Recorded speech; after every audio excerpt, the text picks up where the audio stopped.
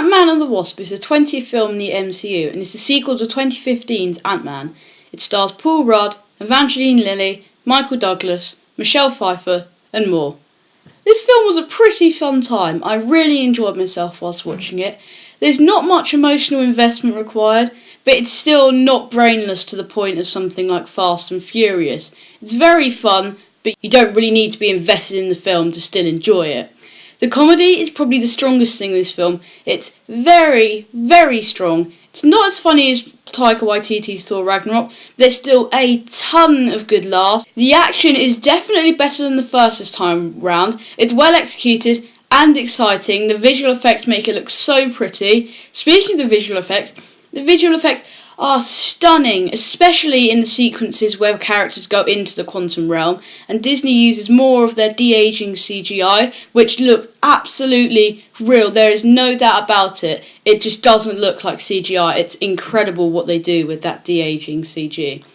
The performances are really good across the board.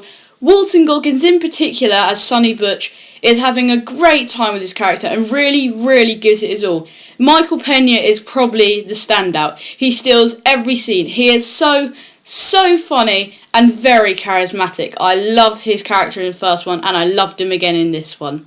The film, though, is surprisingly small in scale, presumably due to events in Infinity War, which I will not spoil. There's no save the world plot this time. The focus is solely on saving Janet Van Dyne, Hope's mother and Hank Pym's wife. Surprisingly, there's only 2 short sequences where Ant-Man and the Wasp actually fight side by side. They work together a lot. They'll be driving different vehicles and speaking to each other, saying, you go this way, I'll go that way, we meet up there. But there's only 2 really short sequences where they actually fight. And I don't really feel like the film earned its title of Ant-Man and the Wasp because of this. Sure, they both wear their costumes at the same time, but it's not that much. And when they do actually fight together, it's for about 2 or 3 minutes, which is not very long when you think about it. The villain this time is fine. Hannah John-Kamen gives a really good performance, but it's not necessarily her fault it's bad, it's more the script. And this time, the villain is more of a subplot than a main character at the forefront of the film, like Killmonger or Thanos. She's perfectly serviceable and she's got very understandable motives, very relatable ones as well.